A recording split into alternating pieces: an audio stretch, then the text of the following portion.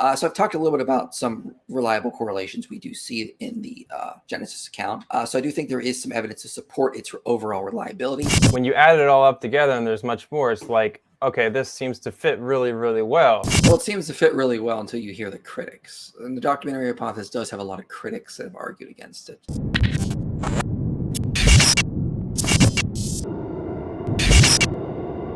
Welcome, everybody. This is What Your Pastor Did Today. Today I'm on with Michael Jones of Inspiring Philosophy, the very popular YouTube channel. Today we're going to be talking about Genesis, authorship, Pentateuch, first 5 books of the Bible, who wrote it, when was it written, the documentary hypothesis, and Michael's going to give you his thoughts on it. Michael, how are you doing today? Can you give us a little bit of your background on the topic and what you're up to nowadays? Yeah, so my name is Michael Jones. I run Inspiring Philosophy. I've been studying this topic for a couple of years now, reading several books on it, and I'm planning to do a big 40-minute documentary on the documentary hypothesis, probably in August or something. So can you give us your general view as far as when you would date Genesis, who authored it, and obviously we can go into specifics later, but just a general view. Mm-hmm. So generally I do date Genesis a little bit older. I remember reading some work by David Carr in his book, The Formation of the Hebrew Bible. He thinks there may have been some form of Genesis, not what we have now, but some form of it that dates back to about the time of Solomon or so. Some other scholars like Richard Averbeck or Joshua Berman do say it is much older. They try to date it about back to the time of Moses, so end of the late Bronze Age, moving into the Iron Age. So I generally fall in that area, although I'm not currently nailed down on when to date it per se, like more specifically. But I do think it could be quite old, although I also add that I do not think that it was its present form as we have it now, that it was updated, supplemented over time, and it probably didn't reach its final form until about Ezra, maybe a little earlier, but I tend to think that he may have been the final person to sort of maybe supplement it. Cool. And specifically, you have a lot of debate about exactly when each of the different, sources are written and all that. You have Genesis 1 to 11. A lot of people date that, to the, even after the exile, and then, the rest of it is much earlier. Would you say you take a view like that, or what would you say? No, I definitely have moved away from that view. So when let's be clear what we mean by the documentary hypothesis. It's this view that the Pentateuch, the first 5 books of the Bible, were originally 4 separate sources called J, E, P, and D. D stands for Deuteronomy. J stands for the Yahweh source. E stands for the Elohim source. And P stands for the priestly source. Somebody later on, a redactor, combined J and E into J-E. Then they combined it with P, and then Deuteronomy was put on at the end as Moses' final speech. And some things were also added to the end of that as well. That's generally the documentary hypothesis. There was originally 2 flood accounts, 2 accounts of the plagues in Egypt, 2 accounts of Joseph being sold into slavery, and a redactor combined these into one to give us 1 flood account or 1 narrative of the plagues. That's generally a documentary hypothesis and what it actually means when they talk about it. Now, some people dissent from that. Like, for example, Michael Heiser would say that Genesis 1 to 11 is a corpus that comes from the time of the Babylonian exile. I tend to hold more to a supplementary hypothesis. I think that this material is quite old and was just supplemented and updated over time to match changes in languages until it got to the point through Israel's history where they didn't really, it had been handed down through so many generations, they decided to eventually just keep it as it is. Because, eventually the text was thought of more and more and more as sacred, and so they didn't want to supplement it as much as time went on. That would be generally what my view was, or is. And as far as the first 11 chapters of Genesis, where do you date that? So I'm not entirely sure right now. I'm leaning to maybe Solomon's time, although there is some possibility it could be older, based on things I've been reading in books like Exploring the Composition of the Pentateuch or A Paradigm Change in Pentateuchal Research, as well as the book Inconsistencies in the Torah. It could be. I tend to say maybe it was it could have been Israel's, when they established themselves as a monarchy, they recorded something to be their history. Although there are, it could be older, as some would want to argue. I've seen some scholars try to push it back a little bit further in those books I mentioned. So but I'm not really sure. I'm not really nailed down to a specific date. I tend to focus more on if it's reliable or not.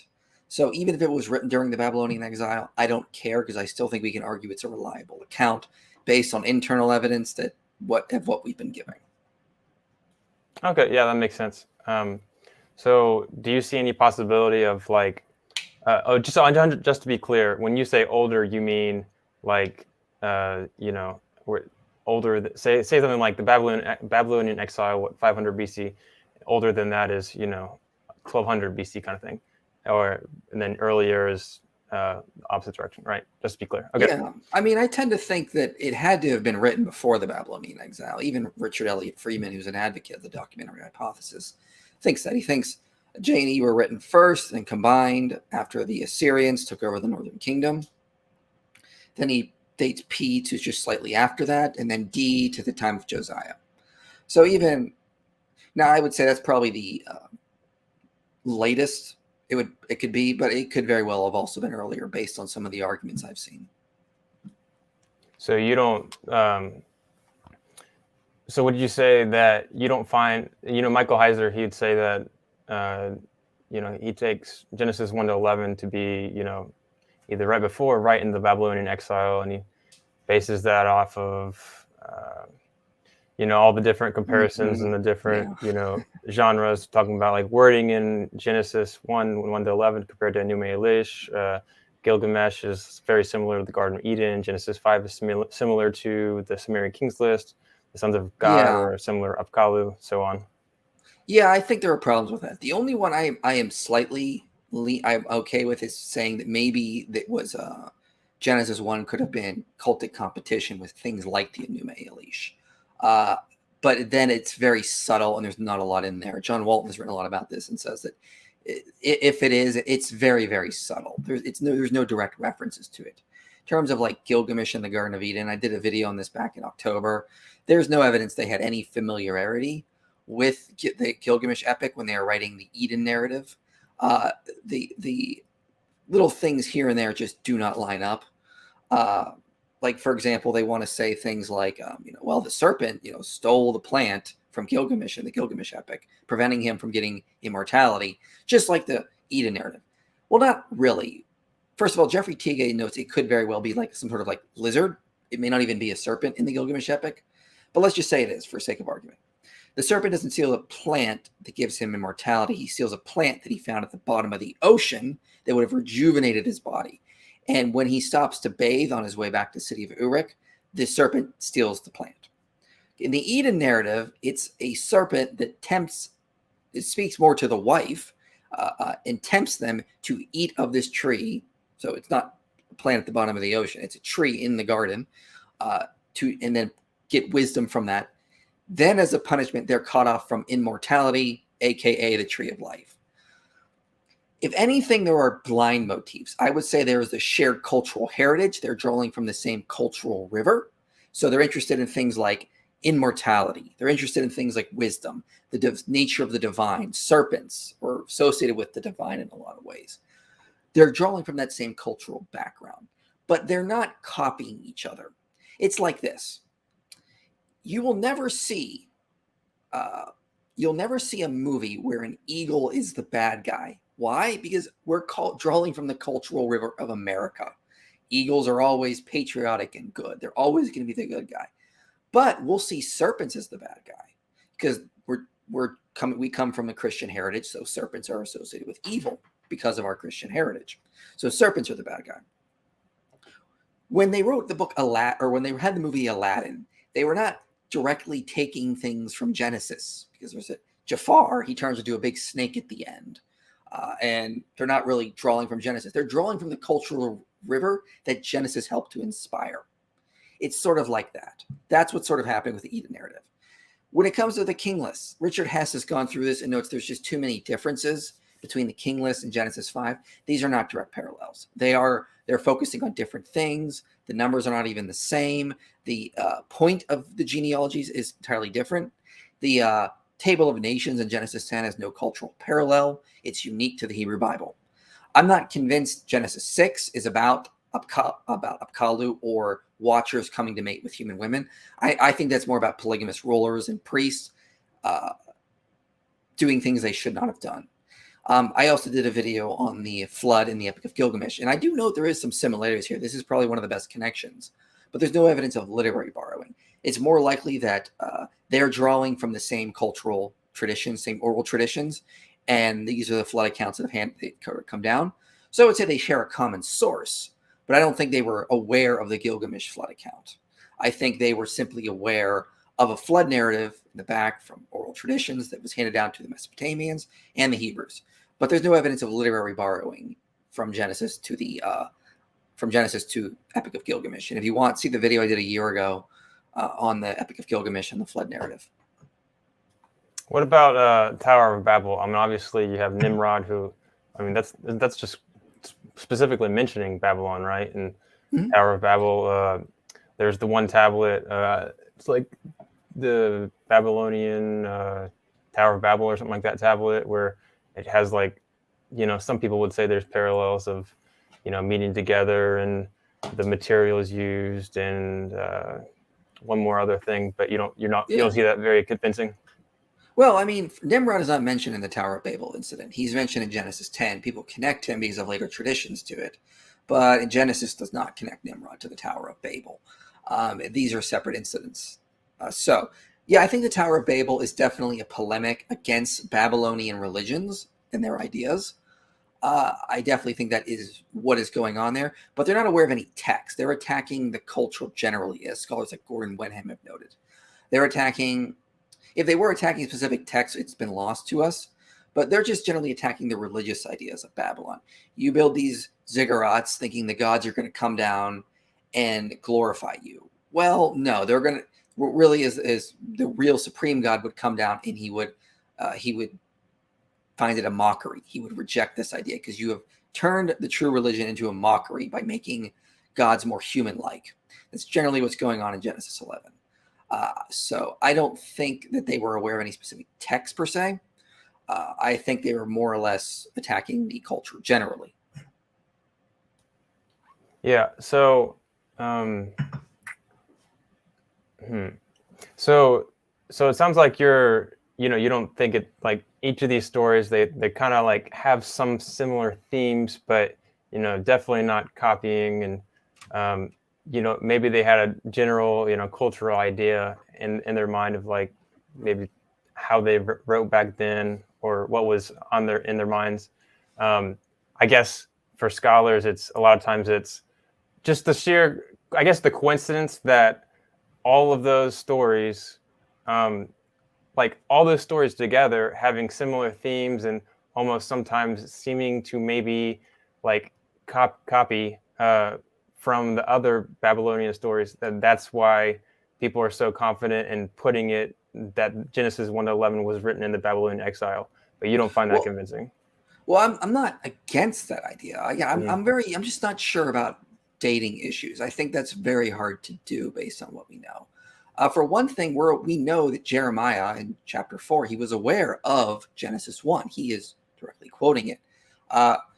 It seems also that Hosea may have been aware of the Eden narrative based on some things. The book of Job may have been aware of it, as Tryggve Menninger talks about in his book, the Eden narrative. So it does seem like it may have already been in Israel and just known before this time. If it does date to that time, that doesn't really bother me. But I do think the reason why a lot of that is placed in Babylon is because it says that Abraham came out of Ur. So you have to start the primeval history building up to Abraham. That's all really a big point of Genesis 1-11. It's building up to Abraham. You have Adam who fails, and you have Noah that fails, and you finally have Abraham, who's this promise is going to come through and build up. But he comes out of Ur, so you have to have some sort of history building up to him in that general region. So it very well could date to the Babylonian exile. I'm not against that idea, but I do think there are some interesting arguments that it could even be older. But again, dating is not a big issue for me. I'm more interested in reliability. I think you could make a good case this could very well date to that time period, but also it could still be reliable even if it does date to that time period. So you said dating isn't as important to you, but what about, you know, trustworthiness? What about Genesis 1-11 or just all of the first 5 books of the Bible that you find just, very trustworthy? Well, I think there's a lot of it. Depends on the time period. Kenneth Kitchen wrote his book on the reliability of the Old Testament, and he goes through sections and points out we have a lot of internal evidence in this part of the Pentateuch, in this part, and even going back to early stages of Genesis. For one thing, Genesis is aware of the geography of Eden. It talks about Eden, these 4 rivers meeting at this one place, and lo and behold, we now know from satellite data that seems to fit with what the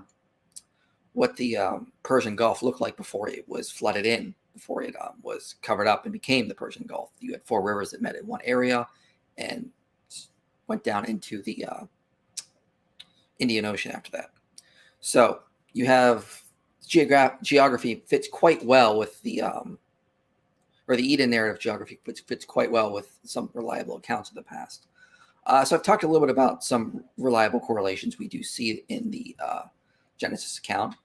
So I do think there is some evidence to support its overall reliability. But again, the further back we go in time, the less data we're going to have. So it's always going to be very limited in what we can show with that. With the Tower of Babel incident, the best we can show is correlations. We cannot actually show direct evidence for it as of now. But you can sort of see that I think there's enough evidence to suggest at least some sort of reliability account there. Yeah, that makes sense. Okay. And of course, you have your videos on Moses and the Exodus and why you think that, what the I also have evidence a for that is. video. Mhm. I also have a video on Abraham. I have a video on the Tower of Babel and Eden. So I do, and the flood as well. I argue there was a one point in the past, the entire region in Mesopotamia there did turn into a mega lake for about a year or so, based on some interesting finds in that region. So we do have some interesting data that does seem to confirm that there may have been a massive flood in that area. Gotcha. Yeah. So now what I want to do is I want to essentially, give an argument for the documentary hypothesis, and then I want to get your response and just see what goes from there. Okay. So you talked about like how the different sources, there's different sources, JPD. I'll talk about why, what the evidence is. It's not simply just like, to Elohim and Yahweh, that there's 2 names, and we're just gonna break it up based on that or whatever. It's a little much more in depth. Of course, this is a cumulative case, so like, you're gonna, give your 1,000 reasons why what you find the evidence adds up, and of course the person that believes in the documentary hypothesis is going to do the exact same thing. So it could be a lot more in depth, but this will be hopefully pretty quick. Okay, so this is basically from a lot of my notes I've got from Richard Elliott Friedman, who written a lot on the topic. So essentially, you can break up the first 5 books of the Bible and basically into doublets, or sometimes even triplets, of like stories where it seems like 2 things are happening at the same time. It's either the same theme or basically the exact same thing's happening. And it's like, okay, that's a weird coincidence. And so something like the stories of the covenant between God and Abraham happens twice. Naming of Isaac happens twice. 2 stories with Abraham, claims to a king that his wife is really his sister. That happens twice, and then another time in a different story. So there's a whole bunch of different ones like that. 30 cases of them, scholars would say. And then what it looks like, each of these stories even has some contradictions, and then they have some examples. They're just different names, or Moses' father-in-law seems to have different names. And then when we break them up, it's weird because the stories, we break up the doublets. If you break them up between Elohim and Yahweh, then they seem to like fit really nicely. Like when you're talking about the names of God fit nicely with only 3 exceptions out of 2,000, and they're like only 3 of them like don't fit very well, and then practically all the contradictions disappear, and there's specific terms for use for each one, and then the separation produces nice, very continuous narratives, and then the dating fits really nice too, and with the phrases and the language and the themes of priestly leadership. And it, like, for example, the P source says that only Aaron could be a priest, and there's no only Aaron, or the Aaronic priesthood could sacrifice, and then before that Aaron, nobody else sacrifices except for in the other sources. And then the numbers and the dates are or the specific numbering and like groups thinking about like the tabernacle and the Noah's Ark, like the weird like grouping of numbers and all that only happens in certain sources. So long story short, when you add it all up together and there's much more, it's like, okay, this seems to fit really, really well. But Michael, you don't think so. So what do you think about that? Well, it seems to fit really well until you hear the critics. And the documentary hypothesis does have a lot of critics that have argued against it. So let's talk about the flood account a little bit here, because this is supposed to be a triumph for the documentary hypothesis. It's divided into the J and the P account, and it can easily be shown. You get all the doublets split up, and there are, you divide the flood account from Genesis 6 to 9. Take this verse out, take that verse out. You start mixing and matching, and you get the J and the B account, and they're totally coherent.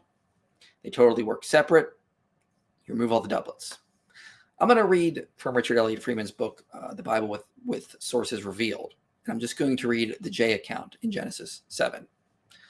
So I'll just read right through it here. And then I will stop at some point to comment on it. So, and Yahweh said to Noah, "Come, you and all your household, into the ark, for I have seen that you as virtuous in front of me in this generation. Of all the pure animals, take 7 pairs, man and his woman, and of the animals that are not pure, 2 man and his woman. Also of the birds of the sky, 7 pairs, male and female, to keep seed alive on the face of the earth. Because in 7 days I'll rain on the earth 40 days and 40 nights, and I'll wipe out all the substance I've made from the face of the earth." Noah did according to all the Yahweh had commanded him. And Noah had his sons and his wives, and his sons' wives with him came to the ark from before the waters of the flood. And 7 days later the waters of the flood were on the earth. And there was rain on the earth for 40 days and 40 nights. And Yahweh closed it for him. And the flood was on the earth for 40 days, and the waters multiplied and raised the ark, and it was lifted from the earth. Now, if you caught that, I was just reading the J account.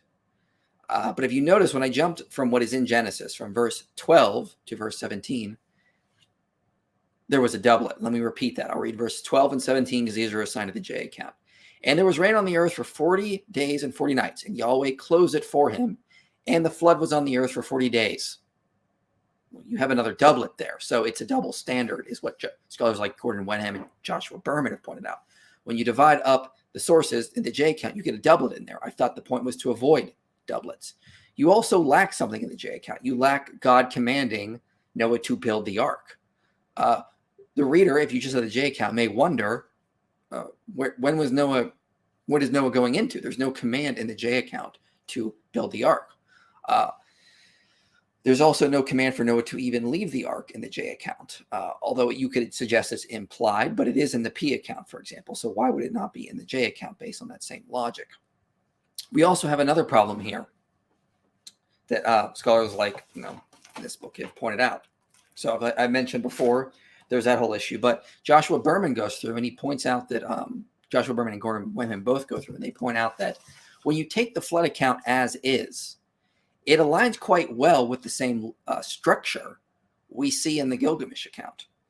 So in both, in the combined account, as we have the flood account now, and in the Gilgamesh epic, it starts with a divine decision to destroy mankind, then followed by a warning to the flood hero. Divine command to build the ark. Hero complies with the command. Command to board the ark. Hero boards the ark with family and animals. Closes the door. Description of flood. Description of destruction of life. End of rain. Ark grounding on a mountain. Hero opens window. Releasing of the dove and the raven. Hero exit the ark. Hero offers sacrifices. Divinity smells the sacrifices. Divinity blesses the hero. So Gary Rensburg says, we're supposed to believe that 2 separate authors wrote 2 separate accounts of Noah and the flood, and neither of them included all the elements found in the Gilgamesh epic. But that when they were interwoven by a redactor, voila, the story paralleled the Gilgamesh flood story point by point. So generally what they're saying is that somehow magically, when you combine it, it matches already a comparative flood account in the ancient Near East. Now, again, I don't think they were copying the Gilgamesh epic. Again, I argue they were descending from the same oral traditions. But it seems far more likely the literary unity of the account itself fits with the culture already. We don't need to divide this up into 2 different sources. We also see documentary hypothesis proponents, source critics, sort of explaining away inconsistencies to a redactor. So verse 7:6, Noah was 600 years old when the flood was. Water was on the earth. Well, that's explained by a redactor because it doesn't really sound like J, according to them.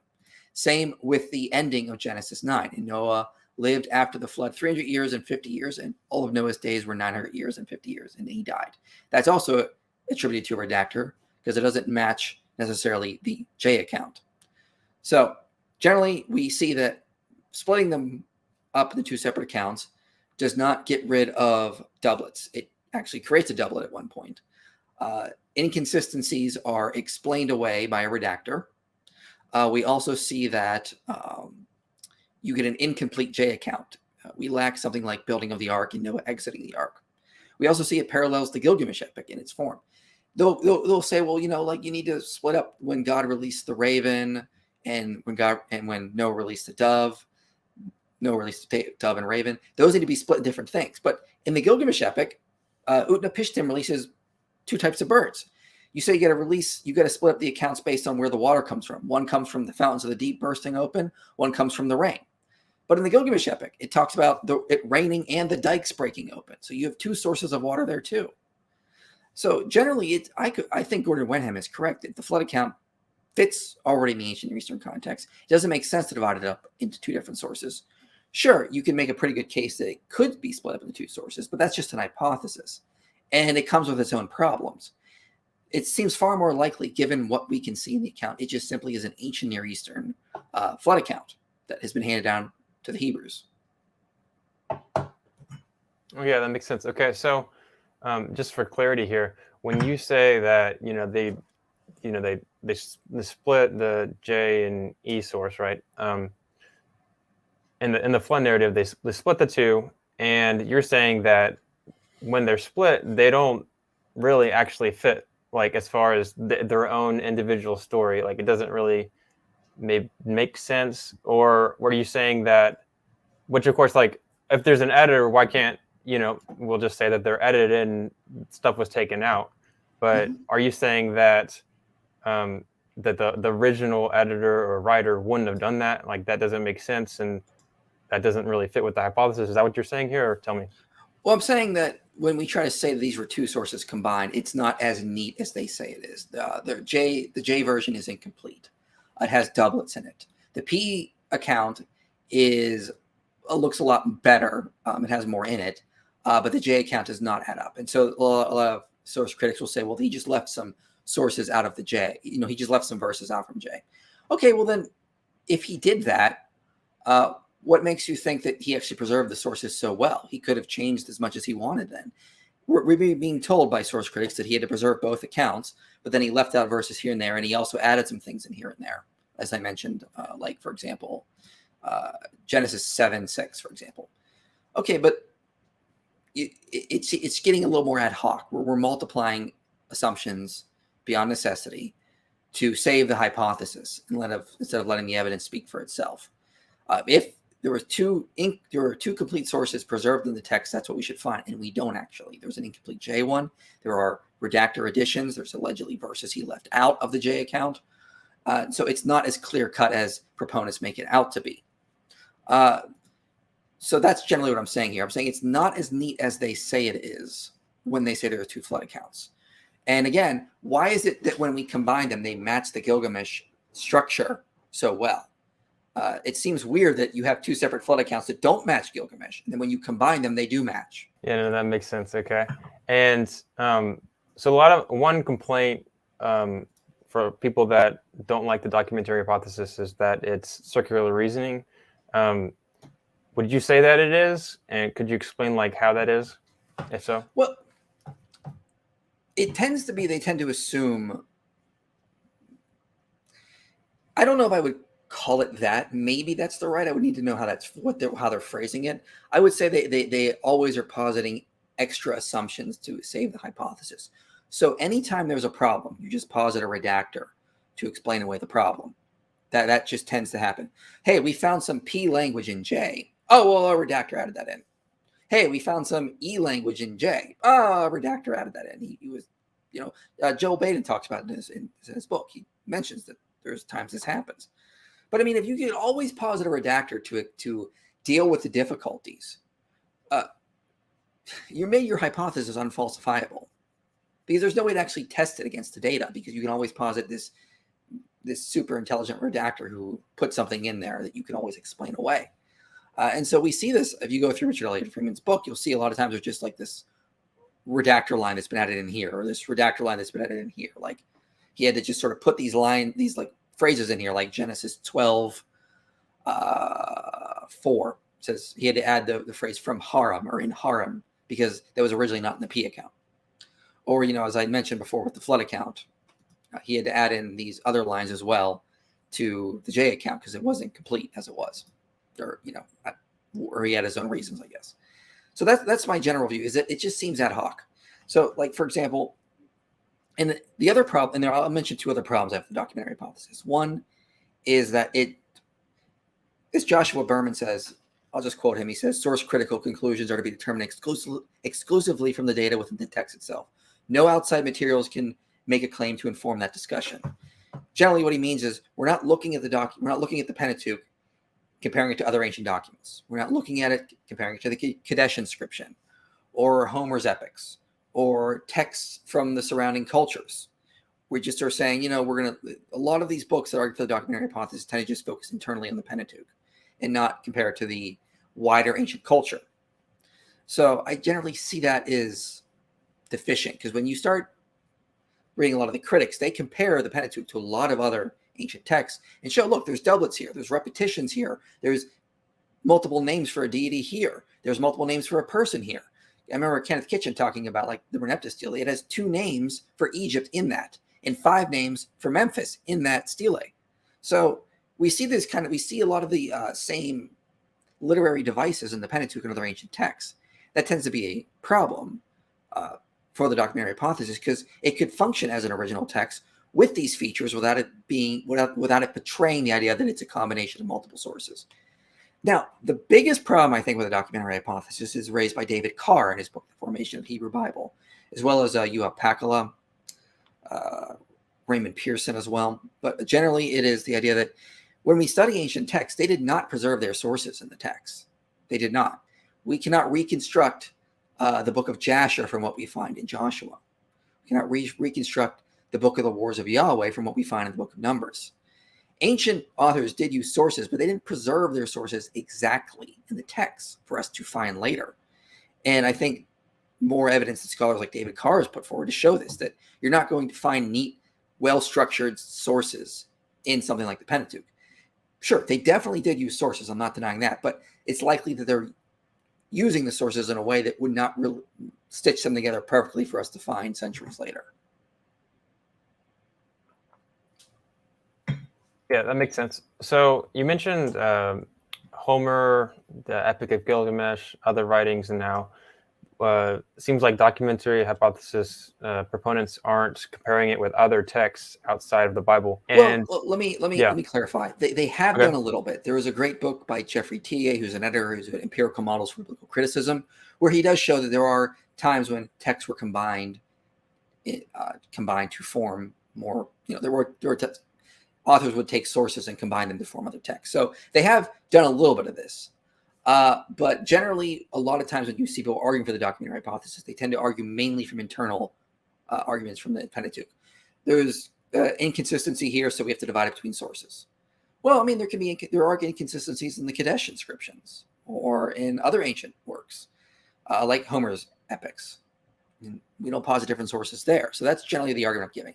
They have offered some models. They've been criticized because there's another book challenging that book, written by Raymond Pearson and drawing from a bunch of scholars, called Empirical Models Challenging Biblical Criticism. So they directly challenged T.A.'s book in that. But they have offered some. It just doesn't seem to be the main argument.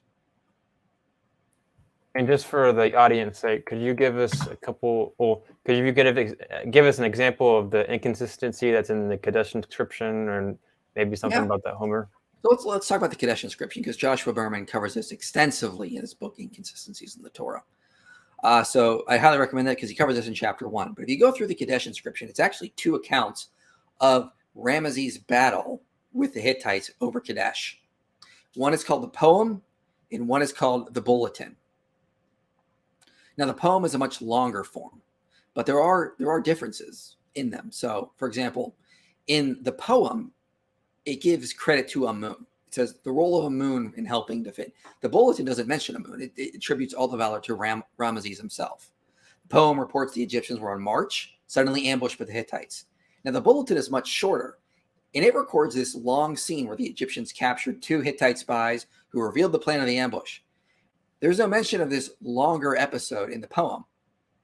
The bulletin records 1 battle scene, whereas the poem records 3 battle scenes that unfolded. Both accounts list 16 nations that joined the Hittite coalition, but 14 are only common to both. Like, for example, the bulletin mentions Alish and Aleppo, which are not in the poem. And there are 2 missing in the bulletin that are in the poem.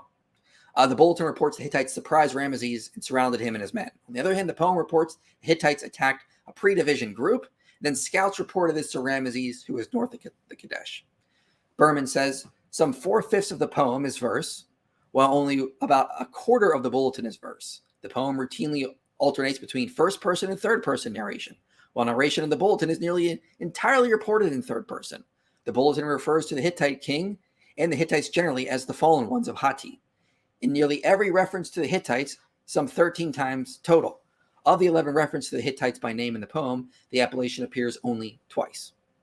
So you have general differences in style, names, language. A lot of differences here. So Berman says, look, these were commissioned at the same time by one author, put side by side in inscriptions, and there's inconsistencies. Well, that just goes to show you that when you study the ancient culture, there are inconsistencies or different styles can exist within a text and be the product of one single author. So that's very interesting. Do you think that has any benefit when we're studying the Bible, looking at contradictions, or do you think that's just a different context? No, I think it does, because Berman also has a really interesting chapter on the differences in Deuteronomy versus what you see in the rest of the Pentateuch. And he compares it to Hittite treaties with the city of Ugarit. The city of Ugarit renewed its treaties at some point, and then there were differences in the treaty talking about the past. Things in the newer treaties have different motivations for why things happened. So if you compare the treaties, there are contradictions for why these treaties are being written between the Hittites and Ugarit. And Berman points out this is a literary device. You take history and you repurpose it for the needs of the time. Like in Deuteronomy parallels Hittite treaties very closely in terms of structure. And they're doing the same Hittite practice. The history has been modified in Deuteronomy to meet the needs of the time when Moses is giving the speech to the Israelites, just before they're going to enter Canaan. Same sort of concept there. So there are inconsistencies between Deuteronomy and the rest of the Pentateuch, like stories you see in Numbers. But that fits with the cultural context, surprisingly. It fits with the same Hittite treaties we see from the same time period, that there are inconsistencies from time period to time period when the treaties are renewed, because now they need the history to be repurposed to say something else in this new time. Yeah, that makes sense. Okay. So kind of moving on just a little bit. So, obviously you're Christian. You don't believe in the documentary hypothesis. But question for you, if you felt like the evidence was good enough, like, would you feel comfortable accepting it? Like, obviously a lot of people think that it's going to hurt the authority of Scripture. So it can in some ways, for sure, because now you have 2 flood accounts. You have 2 contradictory accounts of Joseph being sold into slavery. So you have issues like that. I think Richard Elliott Freeman's book, Who Wrote the Bible, makes a pretty good case that I don't think it would necessarily be a huge problem, because he talks about how the authors would have had sources they would have used. They could have been kept at Shiloh. They would have been going back, and so very well, it could have been reliable accounts. You could argue that maybe they were divinely inspired to write what they did, and the redactor was divinely inspired to combine them in the way to accurately reflect history. Like, the original authors only had one aspect, and so they had to be combined to reflect the real history. It's possible. It seems a little ad hoc in my view, but I don't think it's necessarily a problem for Christianity or Judaism. I think you could still hold to this view and still be okay with it. It just would make it maybe a little bit more ad hoc, I would say. It would also strengthen some aspects of the Hebrew Bible in some ways, because instead of having one account of the Exodus, you now have multiple accounts of the Exodus. So it would actually make the Exodus multiply attested. So in some ways, it would actually help Christian or Jewish theism. It wouldn't actually be a huge problem in that regards, because you'd have multiple sources attesting to the history of Israel. But generally, I think there's just too many problems with it to really hold to it. I agree with David Carr and Jupa Pakala that ancient authors did not preserve their sources intact for source critics later to find. They just simply didn't. They would, and they give numerous examples of this. So it's very hard to argue that the sources would have been preserved in the way source critics assume they are. So when you talk about Job, when you talk about Daniel, a lot of scholars would say that they were written to make it look like it was older than it was. I just had a scholar on to talk about that recently. But you wouldn't say that the first 5 books of the Bible here are made to look like that at all, do you? No, but I do think the language is definitely updated over time. I mean, just like, people don't like reading the King James today because it uses a lot of older English. People prefer ESV, New King James, that kind of thing, because it's easier to read. It's either easier to digest. Same kind of thing is going to happen with the Hebrew language. It's going to be updated over time. Language is going to be updated over time. So and David Carr makes a pretty good argument in his book that it's really hard to date based on language, because you can find Aramaic cognates in very early things like Judges 5. You can find very early words in texts that are dated late. So like Kings, for example. Raymond F. Person, in his chapter in Empirical Models Challenging Biblical Criticism, notes that some of the language in Kings that has been argued to be late is actually older than what we originally thought. It's very hard to argue from language. I'm not really sure we can always date these texts like we think we can, but I think we can show they're at least reliable regardless of when they date to. Yeah. Would you say that you're a big fan of using the Egyptian loanwords that are in Genesis to date it at all? Do you think that's good evidence for it? Oh, absolutely. That's incredibly good evidence, especially when you do what Benjamin Noonan did when it comes to this, showing how you don't have the same amount of loanwords in something like Edomite or Moabite or even Ugaritic. Hebrew really stands out as having this abundance of Egyptian loanwords, and these are Egyptian loanwords that come from a time of the late Bronze Age. So they could only enter the language of the Semites that became the Israelites very early on. And Burma does a really good job showing this. And so I do think that can definitely help in dating some of these things. Now, again, that doesn't mean the texts were necessarily written that early. It could have been in oral traditions that were handed down and then eventually written down. And when they were written down, they would have preserved a lot of those Egyptian loanwords that came from the earlier oral traditions. That is fine as well. Do you take the view that, so if Moses did write a big part of the Torah, would you say that it was definitely written in Hebrew, or like, do we know that with any confidence?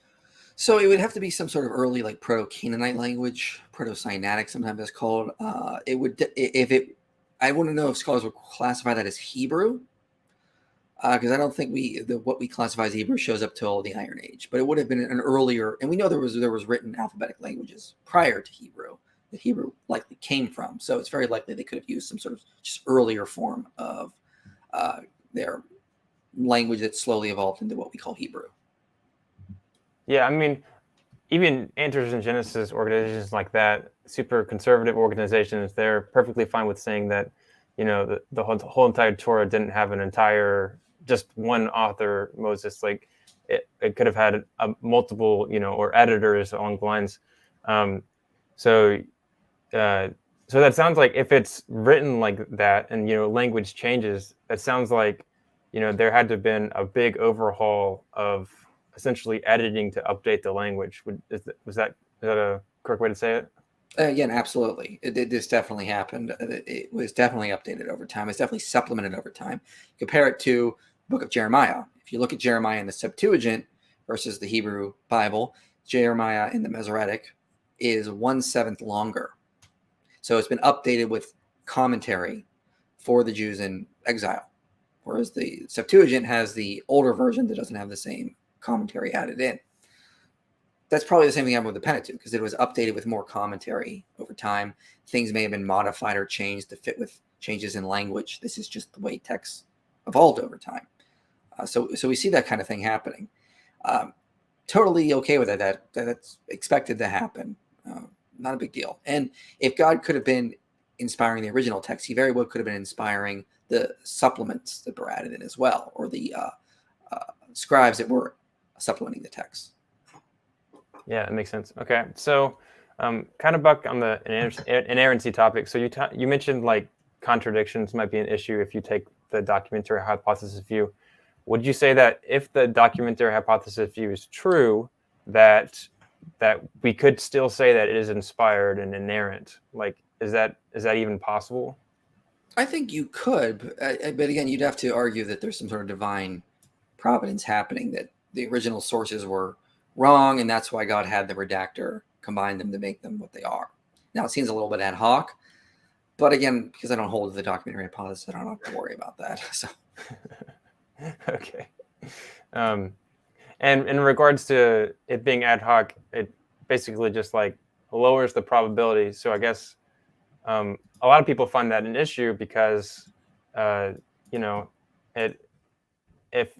the beginning books of the Bible are not trustworthy, like might destroy your faith, because if one part of the Bible is wrong, the whole thing is wrong, that kind of idea. But you would take the view that like our main argument is based, like for Christianity, is based on the New Testament and the resurrection. So like as long as the resurrection outweighs whatever evidence you have for untrustworthiness, it doesn't really matter in the long run, right? Is that a good way to put it? I mean, if Jesus rose from the dead, I'm not going to worry about an alleged contradiction between Kings and Chronicles. I mean, like we have evidence that a guy rose from the dead. That isn't that enough? And again, I'm not really worried too much about that kind of idea of inerrancy, because that doesn't really strengthen my faith in any way, I guess you could say. I'm more interested in if the accounts are reliable, if they fit with the cultural context. And I think there's plenty of evidence for that. So in preparation for this, I've actually watched a good amount of, Kip Davis's, responses to your video with Capturing Christianity. Real fun video. Would you say that you've changed your mind since then, or would you say you've updated your views? Would you say that you've, maybe made bad arguments in the past, but changed it now, or based on any criticism you've received? Oh yeah, of course. I put that presentation together really quickly and was a little rough on it. I was just trying to help Cameron out with something. But yeah, I'm still definitely not convinced of the documentary hypothesis. The more I look into it, the more I see more and more problems with it. And I think a lot of the proponents of it don't deal with the criticisms like they should. I think there are way too many criticisms. It doesn't fit with the cultural context. It doesn't fit with how ancient texts were written. I don't know what else to say with regards to it. I still think that there was a lot of good evidence to date the Pentateuch quite old. It's at least reliable. And I generally do not think the documentary process works, I guess, if that's what you're asking. All right. That's all I got for you, Michael. Obviously, everyone make sure you go check out his channel. He's doing all kinds of good videos, and more on the topic for his channel. Anything else you'd like to share besides your channel? I'm growing on TikTok now, so you can follow me on there. I'm doing a lot of stuff on there. I'm almost at 10,000 followers, so that's exciting. Awesome. Yeah, no, that's some legit progress. Yeah, once a day. That's super consistent. Nice. But anyways, appreciate you coming on here, Michael. I hope you have a great rest of your day, and I would hope a lot of people got a lot out of this. Thank you. Yeah.